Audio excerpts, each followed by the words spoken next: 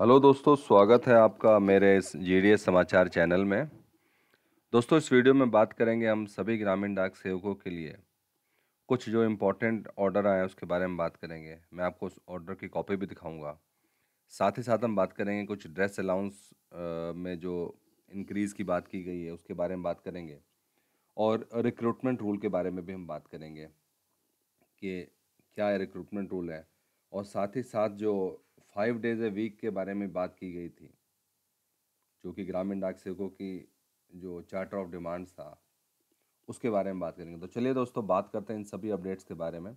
अगर अभी तक आपने इस चैनल को सब्सक्राइब नहीं किया तो सब्सक्राइब का बटन दबा के चैनल को सब्सक्राइब ज़रूर करें, जिससे आने वाले हर वीडियो का अपडेट आपको मिलता रहे, और साथ ही साथ बेल आइकन ज़रूर दबाएं। दोस्तों, बात करते हैं ड्रेस अलाउंस की। जो ड्रेस अलाउंस के लिए जो ग्रामीण डाक सेवकों की जो डिमांड थी वो थी 5,000 से 10,000 करने की।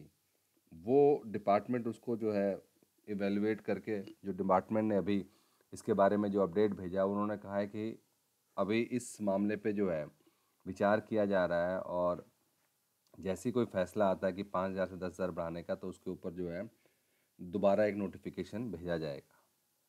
दूसरा, अगर हम अपडेट की बात करें तो उसमें जो है 5 डेज ए वीक के बारे में जो बोला गया था, उसमें डिपार्टमेंट का जो है एग्जैक्ट रिप्लाई ये आया है कि ऑलरेडी जो है वर्कलोड ज़्यादा है, और बेसिकली जो सर्विस बेस्ड काम होता है उसमें जो है 24/7 काम करना पड़ता है।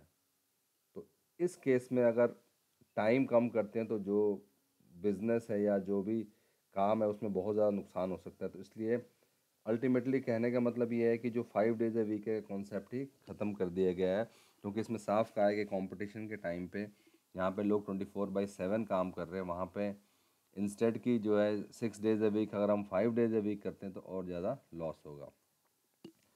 जो तीसरा अपडेट है वो बेसिकली रिक्रूटमेंट रूल्स है, जो कि अभी आ रहा है। मैं आपको उसका दिखा देता हूँ। आप देख सकते हैं कि अभी जो मल्टीटास्किंग स्टाफ है उनके रिक्रूटमेंट रूल में आप देख सकते हैं कि जैसे गुजरात के बारे में बताया गया है कि the percentage Kota for the method of recruitment for post of administrative officer is not mentioned in the MTS. कि गुजरात में जो रिक्रूटमेंट जो है उसके बारे में जो है कितना जो है उसमें जो है ऑफिस इज़ नॉट मैंशनड, कितना कोटा होना चाहिए, उसका क्लैरिफिकेशन डिपार्टमेंट की तरफ से आया है कि when there is more than one mode of recruitment और more than one source of cadre, percentage of vacancy to be filled to each mode source is specified.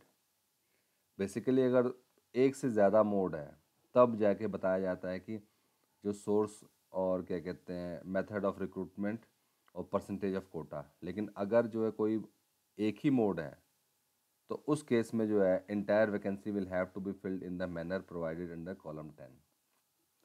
तो ये बेसिकली कुछ क्वेश्चन पूछे गए थे कि मल्टीटास्किंग स्टाफ के recruitment के लिए कुछ कोटा होता है कि नहीं। तो उन्होंने ये बताया था कि अगर अलग अलग मोड हैं तो कोटा बताया जाता है, अगर एक ही मोड है तो उसमें जो है कोटा नहीं प्रोवाइड किया जाता।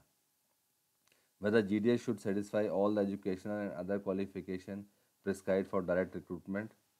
तो जो एजुकेशनल क्वालिफिकेशन है वो सारे की सारी प्रिस्क्राइब होनी चाहिए। वो कर्नाटका सर्किल के लिए पूछा गया तो उन्होंने कहा था हाँ, जब तक पूरी एजुकेशनल क्वालिफिकेशन नहीं स्पेसिफाई होगी तब तक नहीं किया जा सकता। और इसमें इन्होंने कहा था कि पंजाब से भी कुछ मतलब सर्किल वाइज एक क्वेश्चन था कि circulate revise pattern and syllabus, this issue is under consideration by committee. कि जो रिवाइज सिलेबस है और जो रिवाइज पैटर्न है एग्ज़ाम का उसको सर्कुलेट करना चाहिए। तो ये वाला जो पॉइंट है अभी जो है इस पे काम चल रहा है, और जैसे ही ये पूरा होता है तो ये भी कर दिया जाएगा। तो बेसिकली ये एमटीएस से रिलेटेड जो रिक्रूटमेंट है उससे भी रिलेटेड अपडेट है। तो दोस्तों, ये थे कुछ आज के इंपॉर्टेंट अपडेट। अगर वीडियो पसंद आई तो लाइक कीजिए, शेयर कीजिए और सब्सक्राइब करना ना भूलें। Thank you for watching this video.